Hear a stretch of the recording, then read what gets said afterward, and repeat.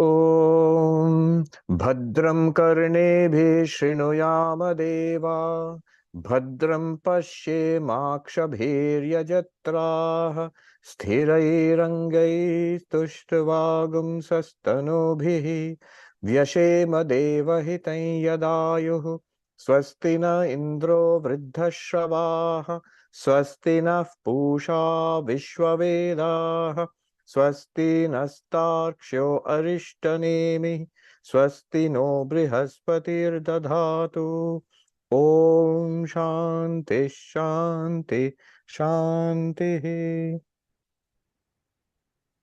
Om, O gods, may we hear auspicious words with our ears.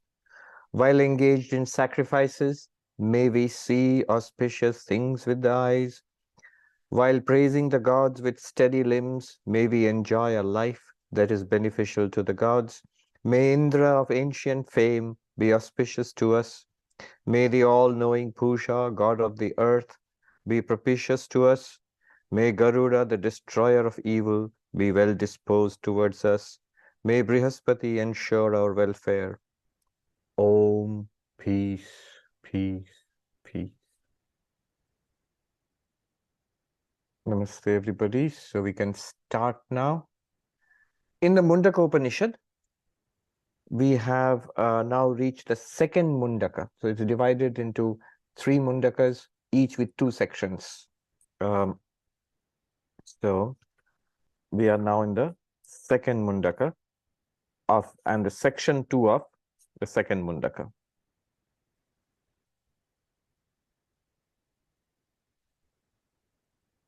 This section is sort of, now we are in the middle of the Mundaka Upanishad, and its sort of highest teachings, the backbone of the Upanishad. We're coming up to that, and some wonderful texts, wonderful mantras will come up, and also a very unique way of presenting the spiritual practice. The practice of self-inquiry and enlightenment will be presented as archery, Vedantic archery, which we will see next time. But this time the central teaching that you are Brahman, you are this ultimate reality of this universe, that is going to be presented very powerfully. So we are in the second Mundaka, second section. Last time we completed the first section, now the second section. Second section starts off with this mantra. Avi sannihitam guhacharam nama Mahatpadam atreitat samarpitam Ejat pranan nimishatcha yadetat Janatha sadasadvarenyam param Vijnanadyad varishtham prajanam. What does it mean? It is effulgent, near at hand, and well known as moving in the heart. It is the great goal. On it are fixed all that move, breathe, and wink or do not wink. Not exactly wink, blink actually. Anyway, know this one which comprises the gross and the subtle, which is beyond the ordinary knowledge of creatures, and which is the most desirable and highest of all. So what is being said here? Actually a lot which has been put, all of the teachings of Vedanta are packed into this, the highest teachings, let us say. Avihi, the first word, most profound, I think that's where we should start. It means luminous, it means prakashakam. So I'll dwell a little bit on this before we move into the rest of the mantra. The heart of our life, basically our life is a series of experiences, and all of these experiences are made possible by consciousness. Let us just dwell on this consciousness which makes all our life possible, all the experiences of our life possible. This luminosity, this awareness, this consciousness, this is called avihi, prakashakam.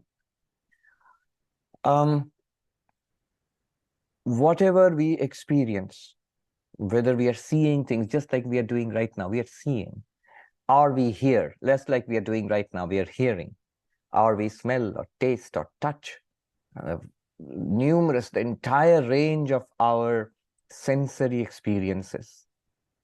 or our the things that we do. We speak, we walk, we grasp with our hands, we all kinds of things that we do with our motor organs. All of that, it is pervaded by one consciousness or awareness.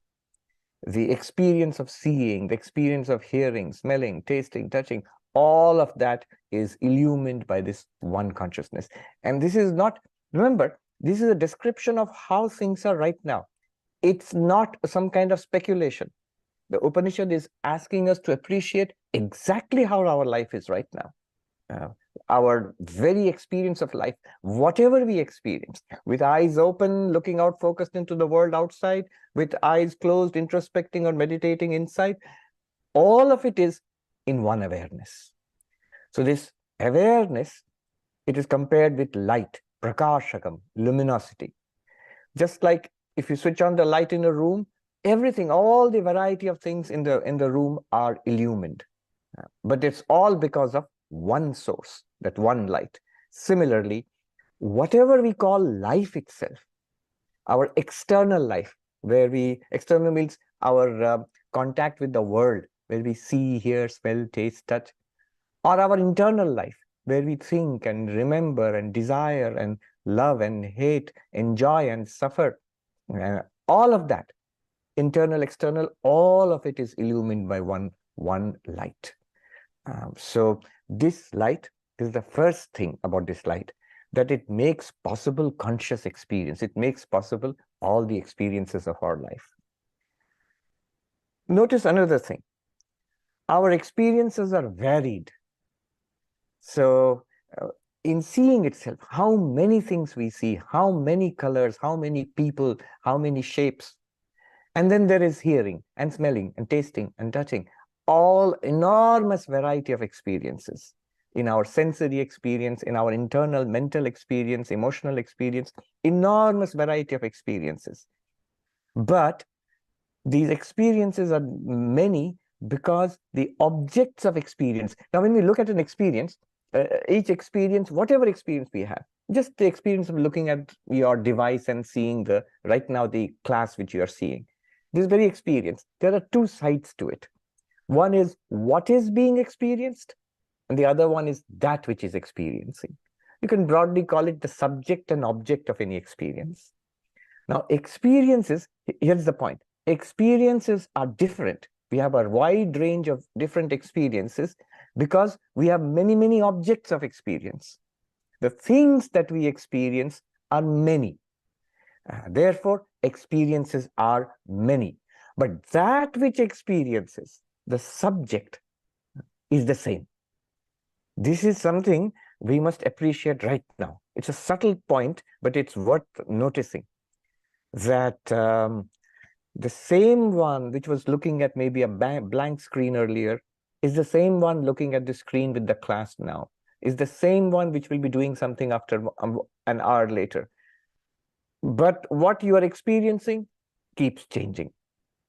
Apart from the objects of experience, distinct from the varied objects of experience, is one experiencing consciousness. See, I'm making 2 points here. Consciousness is that which illumines all our life. I'm using the light example. But the light example is also very interesting, that it is the same light which illumines various objects. If you take the example itself, in the room, there are many things in the room. Tables and chairs and gadgets and books and this body, it's all there. All of these varied things are illumined by one light. Similarly, all the varied experiences in your life are due to many, many objects of experience. But all those objects of experience are illumined by one consciousness, distinct from the many objects. So we have seen two kinds of, I would say, aspects or two kinds of ways of appreciating consciousness. One is it illumines. That's one. That's what makes our conscious experience possible, our life possible. The second point I mentioned was it is one. It is one.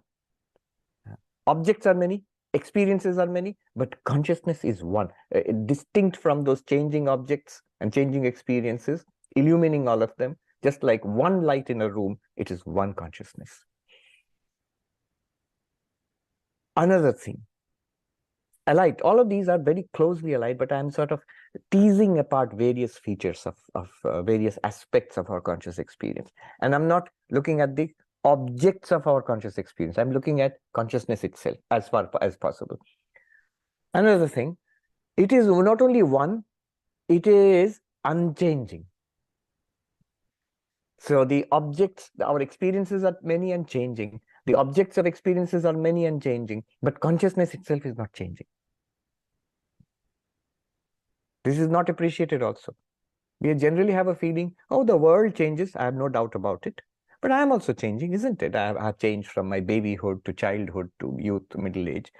But if you look carefully, what has changed? When I say I have changed, I have had a evolving experience of myself, but that's a change in my body. That's a change in my thoughts, change in my knowledge, in my maturity. All of these are changing. But the consciousness in itself, has it changed? This is the claim. It's worth thinking about it and appreciating it itself, that consciousness by itself has not changed. Objects of experiences come and go. People come and go in our lives. Things and gadgets come and go. Places come and go in our lives. The seasons keep changing from summer to fall to winter to spring again. The years keep rolling by. So things are coming and going. Seasons are coming and going. Places are coming and going. Are you the consciousness coming and going? Our days and nights are coming and going. Waking, dreaming, and sleep are coming and going. But you, the consciousness, are not coming and going. Consciousness does not come and go. The objects to which consciousness illumines, they come and go. They change, they come and go. So consciousness is luminous.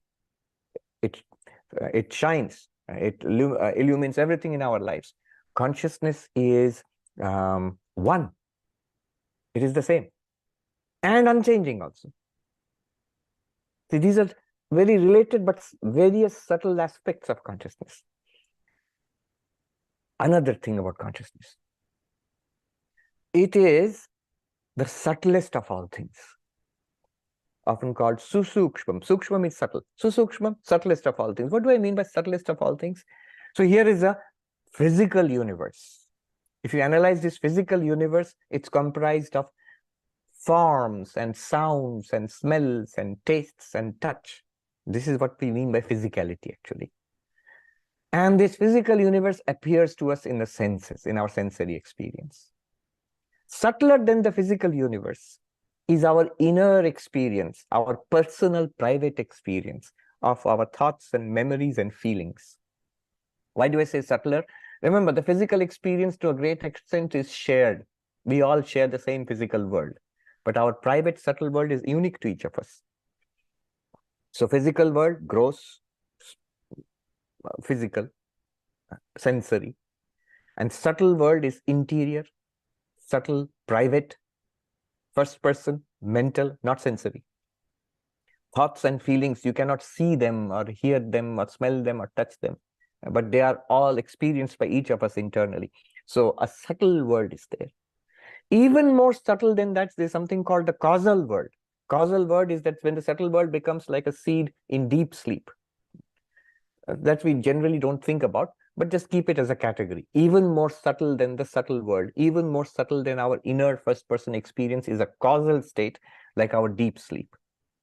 And even more subtle than the causal state is consciousness. Another aspect of consciousness, it's the most subtle of things, and related to that is the aspect of consciousness that it's not an object. Everything is an object to consciousness. Consciousness is so subtle because it's not an object. It's not like the physical world is gross, somehow heavy and gross, and then the subtle world, mental world is more subtle than that, and then the causal world is more subtle than that, and more subtle than that is consciousness, but in a uniquely different sense. The causal world, the subtle internal world, and the physical world, karana, sukshma, sthula, they are all objects. Consciousness is not an object. So these are things which we all experience, it is within our range of our experience, not fully understood or appreciated by neuroscience, modern cognitive science, or psychology, or philosophy of mind so far. There's a confusion regarding this. There's a tendency to treat everything as an object, even consciousness as an object. That way you will never find consciousness as we are talking about it in the Upanishads. Consciousness is not an object. Everything else is an object to consciousness, but consciousness itself is not an object. That's why it's so subtle. Another thing, consciousness is not attached and not affected by the objects. So the things which, so again, light example is very nice. Consciousness, if you think about consciousness like the light illumining this room, the light shines on everything and illumines everything, but it is not attached to anything. You can bring, when things come into the room, it'll be illumined by light. When things go out of the room, they will not be illumined anymore. The light does not come in with the things and light does not go out with the things. It does not stick. Light is not sticky. So like that, consciousness is not sticky. It is asanga, non-stick, like non-stick cooking-ware is there. So consciousness is non-stick. It's Teflon coated, so to say. Nothing sticks to consciousness. So related to this is consciousness cannot be affected by anything. This is a very big point. If consciousness, the classical example is, if consciousness shines on Ganges water, the holy water of the Ganga, consciousness is not purified by that. Let's take the light example. If light shines on the Ganga water, sunlight falls on the Ganga water, it's not purified by the Ganga water. If sunlight falls on the drain water, so sunlight is not made impure by the drain water. If I plunge my hand into the drain water, my hands will become dirty. If I take a dip in the Ganga, then I'll become purified. The body is affected by the Ganga water and the drain water, but light shining on it will not be affected. Similarly, consciousness illumining all sorts of objects is not affected by those objects, does not stick to those objects, is not affected by those objects. So consciousness shining on, revealing, say, a dirty place, consciousness does not become dirty. Consciousness revealing a holy place or pure place, consciousness does not become thereby holy or pure. Consciousness shining on a bad thought does not become bad. See, a mind becomes polluted by bad thoughts. A mind becomes purified by sublime and holy thoughts. But consciousness does not become purified by sublime thoughts, nor does it become bad by bad thoughts. So it is not only asanga, consciousness is what is called shuddha, is pure, is always pure by its nature. Nothing can affect it. Nothing sticks to it, and therefore nothing can affect it. These are the various aspects of consciousness, of this luminosity which we are. Another thing, consciousness is like space, in the sense that space doesn't resist anything. In fact, it gives room for everything. Consciousness is always open and non-resisting. By that, what I mean is, whatever experiences come, whatever objects come into consciousness, whatever object, let us say, arise in consciousness, it could be good, sublime, elevating, consciousness illumines that and reveals it. It could be tragic, shocking, painful, consciousness shines on that and illumines it. It does not resist, push out, or reject anything. Everything is illumined by consciousness. Everything is given space by consciousness. It is continuously open to everything. It's not afraid of anything at all. Everything is given space by consciousness and luminosity, illumination by consciousness. In Sanskrit, this is called satta spurti. Satta means existence. Spurti means shining forth. So this is what is meant by avihi, the light. We are the light. Upanishad, this Mundaka Upanishad, earlier Kathopanishad we have seen, it says, you are the light of the world. Tameva bhantam manubhati sarvam, tasya bhasa sarvamidam vibhati. You shining, everything else shines after you. Everything else means you, the consciousness shining, then the mind is illumined by consciousness. The mind shining, the senses are lit up. With the mind and senses lit up, one now can experience this world. One external world and also internal world of our minds and thoughts, of our thoughts and emotions. So tameva bhantam anubhati sarvam. You shining, everything else, mind, senses, world shines after you. Tasya bhasa sarvamidam vibhati. By your light, by the light of that consciousness, everything here is lit up. By your light, everything here is lit up. So this is the meaning of avehi. And what we should do is consider this. This is already there, all the time there. This not coming and not going also means consciousness is immortal. It is only in consciousness that we see the birth of the body, the aging of the body, and eventual death of the body. Consciousness is not born with the birth of the body, does not die with the death of the body. It requires some thought to think this through. This is a big claim, but consciousness is immortal. It's unchanging, therefore immortal. All right. So this is called avihi. Now what happens is when we meditate, when we consider, appreciate consciousness already available all the time, like this, we have to change our idea of who we are. Right now, our feeling is, I am this person. I am Sarvapriyananda. Here, I'm pointing to this body, this person, personality. As we contemplate consciousness like this, notice, I am consciousness. I am Chaitanyam, consciousness. There are many words for this. Chaitanyam, Chit, and now one ancient word we saw, Avihi, this light. I am that light. This shift is a must. Without this shift, you cannot appreciate Vedanta. You will still see, after we appreciate this thing about consciousness, we can still end up saying, oh, I see, there's this nice thing called consciousness. Not nice thing. Everything is a thing to consciousness. Consciousness is not a thing. What is it? It's you. It is I. So shift the meaning of the I. Ego is not I. I am the witness of the ego also. Even ego is lit up by consciousness. So I am the witness of the ego. So the I does not mean ego. I does not mean mind. I does not mean body. It does not mean the person. I means light, consciousness. This shift must take place. And up to this is the first step in Advaita Vedanta. First step. You might think, oh God, how many steps are there? Only one more. The second step is to see this consciousness, which I am. This is called witness consciousness, Sakshi. This witness consciousness is Brahman, is the ground of this entire universe. That's the second step and more difficult. This first step, what I've said till now, is not so difficult. At least to understand, it's not so difficult. We get the feeling for what is being pointed out here. To make the solid shift, I am that consciousness, that is a little more difficult. But the next step, the second step, is more difficult. That this consciousness is the ground of the entire universe. It is this consciousness which is the karanam, the cause, material cause, in which appears this entire universe. This universe of experience which appears in this consciousness itself appears as the entire universe. This consciousness itself is Brahman. It is Akshara. It is Brahma. Therefore, I can honestly say, I am not only consciousness, I am Brahman. Aham Brahmasmi. This is what the student asked the Rishi for in the beginning. What is that, sir, by knowing which everything can be known? This is the connection. If you say, I am pure consciousness, good. But I did not ask you that question. My question at the beginning of the Upanishad was, tell me that by knowing which I can know everything.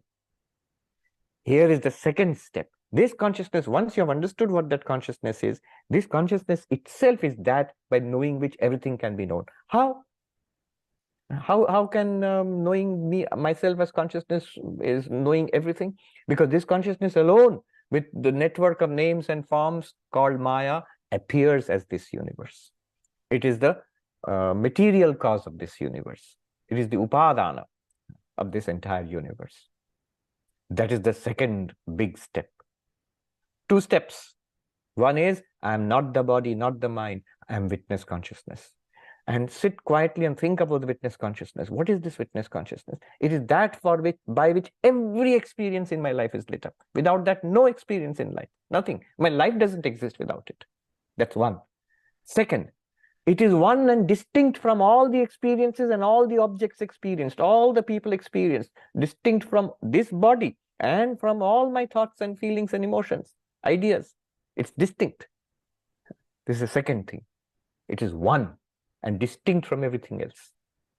Third, that it does not come and go. Or third is, let's take it this way, it is very subtle.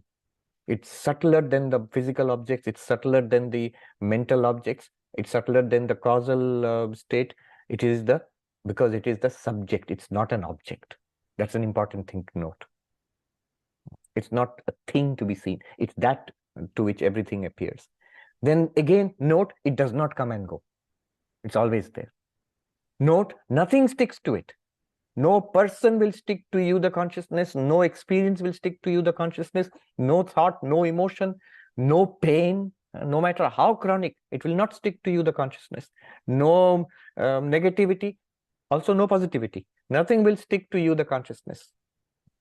It's totally non-stick. And this is asanga.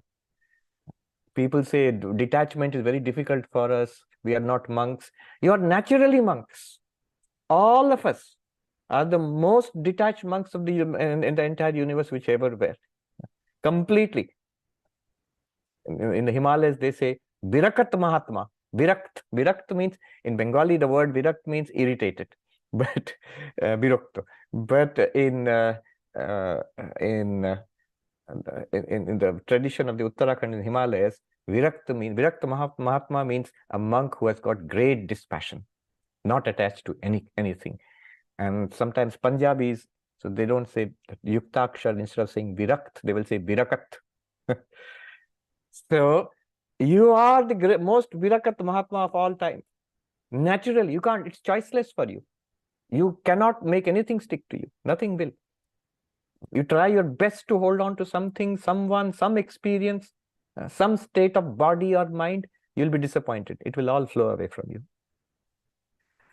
Then also that we noticed, consciousness is pure, shuddham. Nothing affects, nothing sticks to consciousness, nothing affects consciousness also. The nature of consciousness is pure luminosity, always remains. Nothing can sully you, nothing can dirty you or stain you, and nothing can pervert you or damage you. You're completely unaffected by this universe. So appreciate this, then realize that this witness consciousness is the ground of the entire universe. It is this consciousness alone which appears as all its objects. And therefore, if you want to know what is the one thing by knowing which I can know all the objects of the universe, it is you, the consciousness. So this is the background. All of it, what I'm going on and on and on, it says this one sentence in the Upanishad. Let us take a look now. Avihi, this light. Notice this light within yourself, always available, already available. Vivekananda called it the open secret. It's always blazing forth all the time. We just don't notice it. Where is it? Sannihitam. Next word. These are all important words. It is the closest of all things to you. It is the open secret. It is constantly available to you. It is available to you in open eyes and with closed eyes. It is available to you in waking, in dream, and in deep sleep. It is available to you in the most active life and in the deepest meditation. It is available to you at home, in the office, in the meditation center, retreat center also. Every time, all the time, ceaselessly it is available to you, very close. Sannihitam.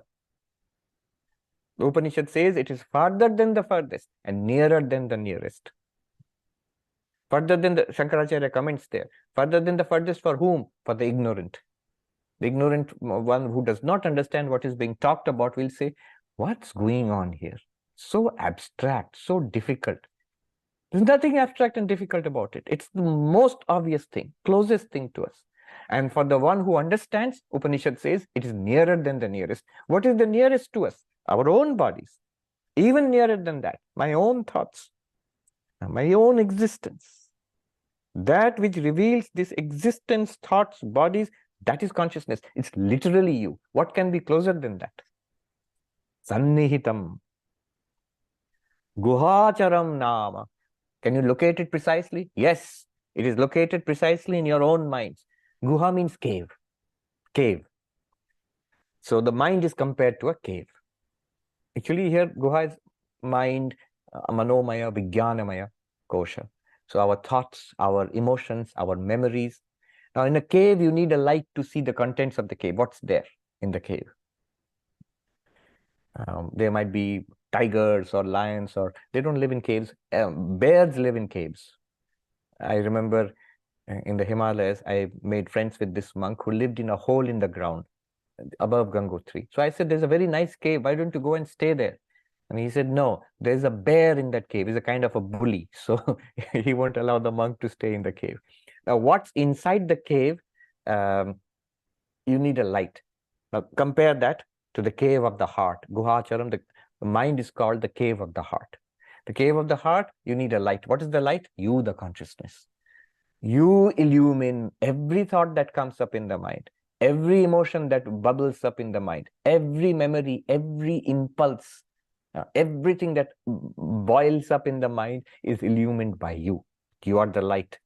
Guhacharam, that which illumines the deep recesses of our cave, the cave, our cave of the mind, cave of the, literally it's cave of the heart actually. Cave of the heart is illumined by you, the consciousness. And Shankaracharya here comments, in every instance of seeing, hearing, thinking, feeling, remembering, these are all movements in the cave of the mind. And they are all shining in the light of you, the consciousness. That's how it is available. Guhacharam, that which moves or shines in the cave of the heart. All of this, avihi, light, sannihitam, closer than the closest, always available. Guhacharam nama, that which shines in the cave of the heart. That means in your mind, illumines your mind. All of us, take a look. Right now we feel aware. Where do we feel aware? Well, this body. But this body is also revealed to you in the mind. It is in the mind that consciousness is manifest. So that is called Guhacharam nama, moving in the cave, illuminating the cave of the heart. Up to this is witness consciousness, I, the consciousness. Now he will make that second step, the big jump. This I, the consciousness, is the ground of the universe. It's not like we are one little glimmering light in a vast, unfeeling material universe. That's Sankhya.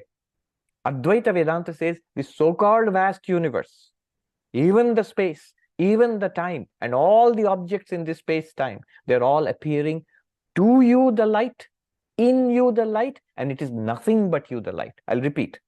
The universe appears to you, the light, that nobody can deny.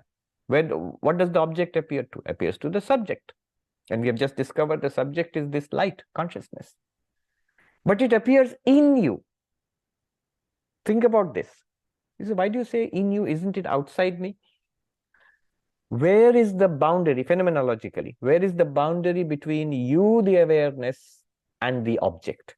Is it, notice this, is it that you, the awareness, you come and stop here and outside you is the object? Is there a boundary? Up to this is awareness and outside my awareness is the object? No. Notice your experience. Every object is in your awareness. So, Swami, what about the objects outside your room? Is it in your awareness? Yes, it's in my awareness as the vast unknown. As that vidita avidita, in the language of the Kena Upanishad, anya devatad viditad atho aviditad adhi. It is other than the known, other than the unknown. The known and the unknown both are appearing in consciousness. Here is the known, what I see, hear, smell, taste, touch. And then there is the unknown beyond this. Both are appearing to you in consciousness. So the whole universe is in your consciousness as the known and the unknown. And then further, if it is in you, the consciousness, immersed in you, the consciousness, what's it made of? It can't be anything else other than you, the consciousness. Here is the great doctrine of adhyasa or superimposition. One thing appearing as another thing. It is you, the consciousness, appearing to yourself as the object of consciousness and thereby having experience. I'll repeat that. It's one of the most profound things ever said. I didn't say it, Shankaracharya said it. The object and consciousness cannot actually come into contact if they are entirely different in nature. If they seem to be coming in contact, then they must be one thing only. So, what is that one thing? It is consciousness only appearing as its own object. Therefore, this is the answer to that original question. What is that thing by knowing which I know everything? What is everything? Object. What is that one thing by which you know every object? What is every object made of? Just like all golden ornaments are made of gold, all waves are made of water, all clay pots are made of clay. All objects in this universe which appear in consciousness are made of nothing but consciousness. Or, to put it more technically, more precisely, they're all appearances in you, the consciousness. Here, the dream example is very nice. When we wake up from the dream, we realize two things. I was the only knower in that dream. All the people I saw, all the places I went to, all the human beings, plants, and animals, there was actually only one there. I. Isn't it true? And not only that, I was the light of that dream world. I illumined everything in that dream world. Also, I was the reality of the dream world. The dream world existed because I saw it. To the extent that it existed because I was dreaming it. The moment I stop dreaming, it disappears. So I am the material of the dream world. I am that, the ground of the dream world, the substratum of the dream world. Here it is called Mahatpadam, the vast, the infinite reality. Infinite Padam here is ground of the universe, the limitless ground of the universe. What do you mean limitless? Limitless because nothing in this universe constitutes as other to you. What is the limit? So suppose you have two books. This book is limited by the other book. This book comes to an end here and this book starts. Two things. Or this book is in my hand. My hand stops here and then the book starts. The book limits my hand. Two things, they're separate from each other. They limit each other. This is this and not that. A is A and not B. So A limits B. But imagine the water in the ocean. All the waves are not a limit to water. Is it true that water ends and then the wave starts? That's ridiculous. Every bit of the wave is made of water. So waves are not a limit to water because they're made of the same water. Similarly, nothing in the universe is a limit to consciousness because they are nothing but consciousness. They are made, quote unquote made, actually not made. They are appearances in consciousness. That is why Mahat, consciousness, is the vast. This is what is meant by that famous mantra which Vivekananda was most fond of quoting here in the West to summarize what Vedanta wants to say. Shrinvantu Vishwe Amritasya Putraha. Listen, ye children of immortal bliss. Aye Dhamani Divyani Tastu. Even the gods who live in heaven, you also listen. Vedaham Purusham Mahantam. Same word, Mahantam. Mahat. I have realized that vast being, Mahantam. What is that like? Aditya Varnam, blazing forth like the sun. Same word, light. It's of the nature of consciousness. Tamasah Parastat, forever beyond darkness, beyond death, beyond sorrow, beyond anxiety and insecurity. Then, all right, so what's the use of realizing such a thing? Tameva viditva ati mrityumeti. Realizing that you go beyond death, you go beyond sorrow, you go beyond insecurity and anxiety and lack of fulfillment. You're forever fulfilled, forever secure, and immortal forever. Any other way? Any other way? Technological way, medical way, something? Nanyah pantha vidyate ayanaya. There is no other path. Every ritualistic path going to heaven, which was discussed in the Karma Kanda, ritualistic portion of the Vedas, all are temporary. Every scientific, technological thing, they will only give temporary results. This is the only path to attain complete fulfillment. That Mahantam is being talked about here. Mahat Padam, the limitless ground of this universe. How so? Atraitat samarpitam. All things in the universe are grounded here. Every living and non-living being is grounded in Brahman, in you. Shankaracharya in his commentary says, as all the spokes of a wheel are connected to the nave, the central part of the wheel. So like that, every living and non-living being is set in existence itself, in consciousness itself, which you are. Atra etat samarpitam. All the universe is fixed in you. And then he gives a rather cute example of how things are, what things are fixed in you. All living beings, let us say. And it says, ejat, pranan, nimishatcha. All those things which move, birds and animals and all those living beings which move around the world. Pranan, everything that breathes in and breathes out. All things that breathe in and breathe out, they're set in you, in Brahman. Nimishat, everything that, this is nimesha, unmesha, this is blink. It's translated as winking, but it's so nice that even the tiniest movements, you're blinking your eyes, the things, all those beings who blink their eyes, who breathe in and breathe out, who walk around or fly around or crawl around on the surface of this planet, all beings are actually set in you. All life is set in you. It's a very poetic way. Nimishatcha, the commentator says, all beings that blink and those who do not blink also. Yadetat janatha. This should be realized. Why? Because this is what you asked. Oh, disciple, this is what you asked. Tell me that by knowing which I can know everything. Kasminnu bhagavo vijñāte sarvamidam vijñātam bhavati iti.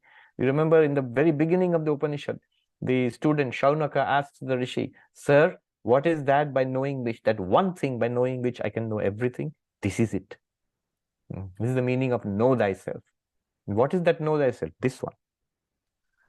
And then sadasadvarenyam, sadasat. It is the subtle and it is the gross. It is the state before the creation of the universe, formless, and it's the state after the creation of the universe, with form. Literally the thoughts in the mind of God, which are now projected as this physical universe. Sadasad here does not mean, if you literally translate, it will be real and unreal. It means form and formless. With form, so that is the commentary. And another language in another Upanishad is called Murta. Murta means with form, Amurta means formless. Basically, the physical universe and the subtle universe. Both are nothing but Brahman. See, what is he doing here? First of all, you isolated, not body, not mind, everything is separated, neti, and you are the witness consciousness. You are no object at all, you are the pure subject. Now every object is you. Now he's putting, you are Brahman, so every object is nothing but you. Every thought is you, every emotion is you, every experience is you, every living body and down to the non-living rock and flowing water and sky is you. Sadasad, Varenyam, it is most adorable, it is most worshipable. Who is? What is? You are. Why? Because your real nature is what you have been seeking all your life. The commentator says, Varenyam, two things he has said. Varenyam means Varaniyam, Tadeva hi sarvasya, nityatvat prarthaniyam. Because it is the eternal reality beyond death. There's a Bengali song to the Divine Mother. That mother, that I have, whatever I've sought in life has disappeared, has given me only sorrow and disappeared. Now give me something, that is for forever, something that will give me peace forever. This is that which will give you peace forever, your own real nature. Varenyam, param vijnanad yad varishtham prajanam. What does this mean? This is this knowledge which is beyond the knowledge of ordinary beings. This knowledge, the knowledge of this reality, is beyond the knowledge of ordinary beings. What's he saying here?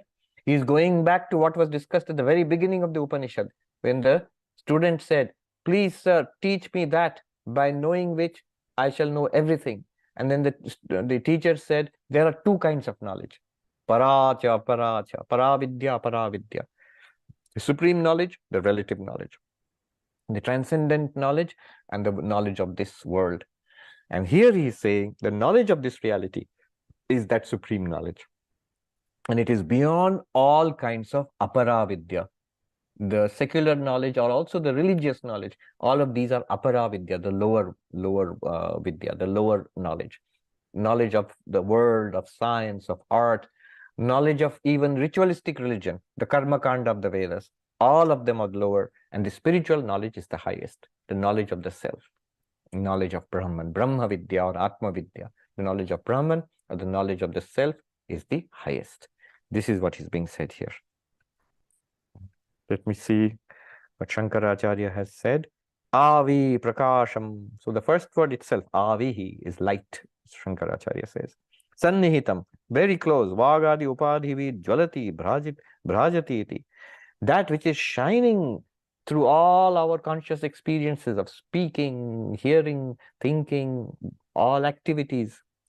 And it is very close to us, closer than our bodies and minds. Darshana, Shravana, Manana, Vijnanadi, Upadhi, Dharmair, Avir Bhutam, Sallakshyate. So it is in our hearts, Guhacharam, in the cave of the heart. He says, whatever is going on inside us, seeing, hearing, thinking, understanding, it is shining as consciousness in all of them. It's manifesting all these activities. And then he says, Janata, realize this. Shishya, he Shishya, avagachata. O student, O dear disciple, realize this for yourself. Realize means what? He says, Tad Atma Bhutam Bhavatam Sadasat Swarupam. So it's your very nature. It's you really. You have to realize this as I am this Brahman. The same thing now in the next mantra, another beautiful mantra, but the same thing is reiterated in another way. We'll just read that and I'll stop. I will not explain the second mantra too much because it's basically, you will see it's a re-emphasis of what was just said. What was just said is soaring. It's just, I am Brahman, and what is this Brahman? It's sort of answer to all those questions and the highest teaching in one capsule. Second mantra. Yadachimad yad anubhyo anucha yasmin loka nihita lokinascha tadetadaksharam brahma sapranas taduvang manaha tadetat satyam tadamritam tadvedhavyam somya viddhi. What does it mean? Yadachimad, he says, that which is shining and bright. Exactly the same, luminosity, consciousness, that which is shining and bright. Anubhya anucha, subtler than the subtlest. I've already explained. The world is physical or gross. Then we have a subtle universe in our mind, our mind's thoughts, and the first person. Subtler than that is the causal. And subtler than that also is you, the consciousness. And then, beautiful phrase, Yasmin loka nihita lokinascha, that in which the worlds are fixed. The universe is fixed, the worlds are fixed in that. And all those who dwell in these worlds are also fixed in that. That you are, that Brahman you are. Is this immutable Brahman? Tade tad aksharam Brahma. Now he's using that old word which he had used in the very beginning. Paravidya, if you remember, relative knowledge, higher knowledge. By the relative knowledge, what is known? Everything that you know in the world. And then by the higher knowledge, what is known? Parayaya tad aksharam adhigamyate. Paravidya, the higher knowledge, is that by which the akshara is realized. He says, this is that akshara, that highest being, the highest reality. Then, not only that, it is also prana, our pranamaya kosha, the prana of this entire universe. It is also mind. It is also senses. Prana, tadu, vangmanaha. It is speech. It is mind. It is prana, the vital forces of this body, the mind, the speech. That separation is Sankhya, not body, not mind, witness consciousness. Then the reintegration, the synthesis is Advaita. And it's not really synthesis. I'm using these words loosely, but specifically it is that consciousness itself which appears as body, mind, senses and all that. Not that there is consciousness integrated with a separate body, mind and all. Then, tadetat satyam, it is the reality. Meaning thereby, this is the paramartha satyam, the ultimate reality. Everything else, whatever we experience in this universe, this objective universe, is an appearance, is like a magic show, is like a superimposition on this paramartha satyam, the tadetat satyam. Then he uses interesting words which will only become clear in the next class. Tad vedhavyam, it literally means shoot it, penetrate it. So, Soumya, oh amiable one, or literally it means wholesome one, good person. It is to be penetrated. Soumya vidhi, penetrate it, shoot at it. And then Shankaracharya there comments that pay attention to you, turn your attention towards it. How will you realize this? Turn your attention to it. It is available. It is here and now. It has to be understood for what it is, and then you have to attend to it. Pay some attention to it, then only it will work for you. That paying attention to it, how you will do, a process of meditation will be taught. That will start next. A very beautiful and extraordinary. Archery. There will be a bow and the arrow, and you are the archer, and the target is Brahman. A very beautiful metaphor will be used. I won't go into that. The whole process will be explained next. But these two are, they say the same thing, first mantra, second mantra. Wonderful, high, soaring, sublime teachings. Good. I will stop here and give some time for the Q&A. Sonali is saying, why is it said consciousness is moving in the heart? It is appearances may be moving and non-moving, but it is beyond both. So curious why is said to be moving. You are right. The appearances means, heart means in the mind. In the mind, what is there? It is the vrittis. Just like in this room, many objects are there. They are all lit up by that light. So that is, imagine just like that as a metaphor. The mind, or the cave of the mind, is like a place, and it's lit up by consciousness. And truly, what is moving and unmoving are the objects in that mind. So what is the objects in the mind? Vrittis, various kinds of vrittis. They are arising and disappearing. So moving, consciousness is not moving. You're right. But it's a poetic way of expressing it. That which, stays, which shines, which resides in, which stalks about and strides about in the cave of the heart. Who is that hero? It's consciousness. Peter says, the physical body travels from NYC to California, but consciousness did not move. It just is. Correct? Yes. Space, time keep changing. From here to there, from now to then, and from this thing to that thing. Space, time, and object continuously change. But all this change is appearing in one consciousness which does not change. One sadhu put it very nicely in Hindi. Yahan aur wahan, ab aur tab, yah aur wah, जिस एक प्रकाश में भास रही है वही ब्रह्म है. That here and there, New York and California, now and then, say morning and night, and then this thing and that thing. I am this body, and then there is this another thing, and the place where I am staying, or the plane I'm flying, through to California. This and that. All of these are appearing, changing, playing around, and disappearing in that one ocean, like waves in an ocean. That ocean is consciousness, and you are that. Again, not poetry. The amazing thing about Vedanta is it claims to be just literally describing what's happening right now, or what the reality is right now. And if we just know this and attain to it, shoot the arrow. So the bow will be this Upanishad. Vedanta is the bow. And then what is the arrow? What is the target? Target is Brahman, pure consciousness, existence, consciousness, bliss. Then what's the arrow? You are the arrow. You have to shoot yourself to Brahman and become one with Brahman. That's just the metaphor being used. But very nice. Brilliant, actually. Yes. When you think in this way and attend to it, you may have some disconcerting experiences. You may get the experience, for example, a sudden feeling of the world is whirling around you. You are actually not changing. Places are changing, your body is moving along, but you are the one, like the screen of the movie on which all these activities are taking place. You are not changing. Past is turning into present, is turning into future. You are in a sort of, you are unchanging, or you can say you are always the eternal present shining. Always, always in one. There's no past, present. You're not moving from past to present to future. Rather, past, present, and future are moving in front of you like a movie.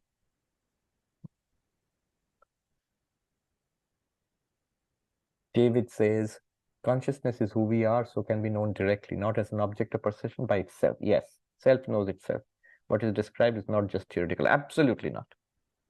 It sounds theoretical when we first hear it, sounds very abstract. But it's not abstract. Once we begin to get a feel for it, the universe is abstract compared to it. This is, as one sadhu said, Thasathas bharpur. This is packed. Our experience, this universe is packed with consciousness, packed with existence. There is no gap for anything. Where will the universe exist? There's no gap. Where will you put the universe? Just consciousness or just being. And you are that. Sri Dhamma says, the unchanging nature of consciousness, what about the ego? Is it changing or unchanging? It is changing. In waking, in dreaming, and deep sleep. It's manifest in waking, it's manifest in dream, and in unmanifest in deep sleep. So it keeps changing, and it's associated with changing factors. So the mind and the thoughts and the memories and reactions and the body and the world it's associated with keeps changing dramatically. And the ego itself disappears. In deep sleep, in samadhi, it disappears. Consciousness does not come, does not go, does not disappear. Not only that, the ego is constantly affected by the world, because the ego is a function of the mind. The mind is connected to the world and through the body. So the world will affect the body, the world will affect the mind, and the ego is bound to feel affected. It's bound to feel, irritated, annoyed, upset, exhilarated, delighted, despair. All of those things come from the mind. If the mind is saturated in Vedantic realization, then the ego will feel peace. But you notice, you, the consciousness, you are always at peace. This has to be noticed. When you notice that, ego also will feel relaxed a little bit. The ego is a function of the mind.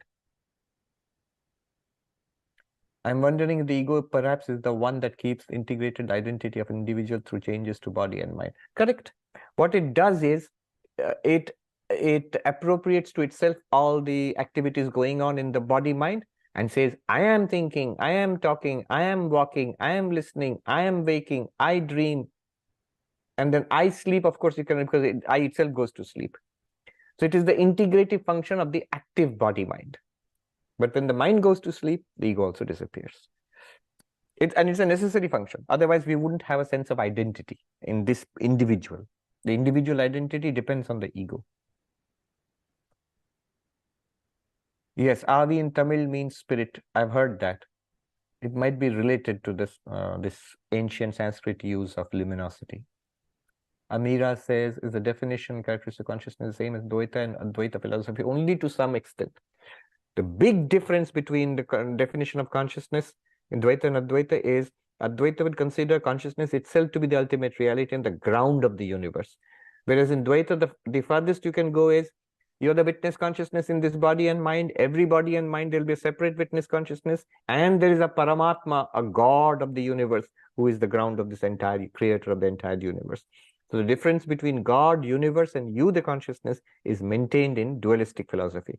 In Advaita philosophy, the consciousness, you, the consciousness, these three, individual, God, and universe, appear in you, the consciousness. You're the ground of these three. Sonali said, good analogy of inherent purity of consciousness. Ganga water, gutter water, both made of hydrogen, oxygen atoms. It can never become impure. Correct. That's one way of looking at it. Amira says, how will realizing I am pure consciousness practically help us to better our lives and relationships with other people or situations? Absolutely. It will help. It will really, really help. This is a deep solution to our problems. See, all our problems arise from what we think at the deepest level of what we think of ourselves to be. As long as we think of ourselves as persons relating to other persons, we will have personal goals and projects. We'll have expectations and frustrations and unhappinesses with other persons. But when I realize myself as this one consciousness, then I put a distance between myself and these thoughts and feelings and emotions in the mind. That's first at the personal level. And with everybody else, I feel a sense of oneness. They are me. I am them. So who can be my enemy? Who can be my special friend? They're all one with me. Then when you feel like that, when you begin to see that, first you have to attend to it. As he says, oh student, avagacha, janatha. Janatha means realize it. When you realize it, the shift happens, a great peace comes upon you, a great relaxation, that it's all right. Let the body go in its own way. The world will also unfold in its own way. In this body and mind, I can only serve humanity, this society, and I have really nothing to gain from the world, nor from any other person. I am ever fulfilled. Then you will have such a sense of peace and security. You will be fulfilled yourself, and you will also be a blessing to others around you. At a deep level, it solves your problems. Now, is this enough? Well, there are different ways of manifesting this. For example, karma yoga, the attitude of selfless service. So my attitude towards the world, the question was other people and situations. How do I look upon situations? How do I look upon other people? They are the same divinity to be served, to let me help others to the best extent that I can. Vivekananda put it very powerfully. What do you do with this knowledge? What do you do? He says, let vision cease. All these visions you are seeing of a universe, of a personality, let it cease if you can. Or if you cannot, then dream but better dreams, which are eternal, love, and service-free. He says, if you have to dream, if you still have to continue in this dream of a personality and this world, knowing this Vedantic truth, and this is the furthest we can go at present. Then how do you live? Dream but better dreams, which is the best possible dream you can. Remember, it's still within Maya, still a dream. But which is the best possible dream we can dream, which is eternal love and service-free, unconditional love and service-free. I don't want anything from anybody, but I will give my the last drop of my blood for the welfare of all beings. I have nothing to seek from anybody. One little life, let it go. What is it to me? I have eternal life. I am this immortal existence, consciousness place.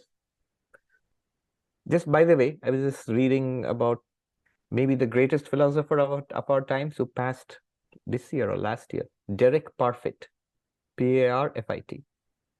So he was in, I think, Oxford, probably. Brilliant man.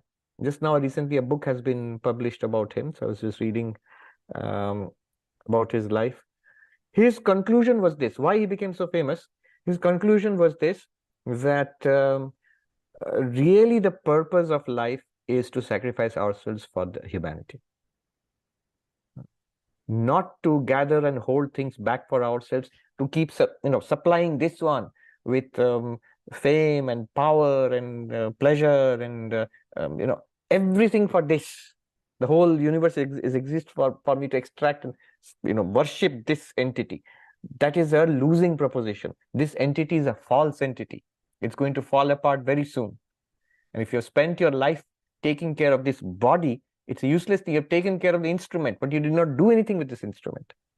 Doing with this instrument means the best thing you can do, according to Derek Parfit and Vivekananda, is to serve, is to do just endlessly amounts of good for whatever, wherever you can. Will you transform the world? Will it become a heaven? No. Or the Americans would say, nope. But Vivekananda said, by trying to straighten out the world, we become straightened out ourselves. He gives the example of the curly tail of the dog. The more you try to straighten it out, it again becomes curly. But he says, then is this exercise fruitless? Why is this the best philosophy of life, to live by doing good to others? It is because by doing this, you become straightened out yourself.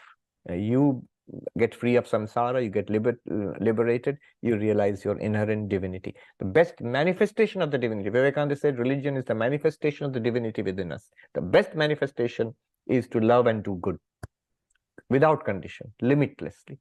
I want nothing, but I will give endlessly. That's Derek Parfit, and that's Vivekananda. There is a very unique, very funny story about Derek Parfit. His book, Reasons and Persons. So there's a story is that there's a lot of similarity to Buddhism and what Parfit was saying. He also does not believe in a solid person. If it deconstructs the personality, there's no such thing as a person. We're trying to do good to ourselves only, but there's no such thing as a person. Rather, there is this whole mass of life around us, and to serve this as best as you can is the best goal. But it sounds like Buddhism, that the emptiness of the person and compassion, karuna for all beings.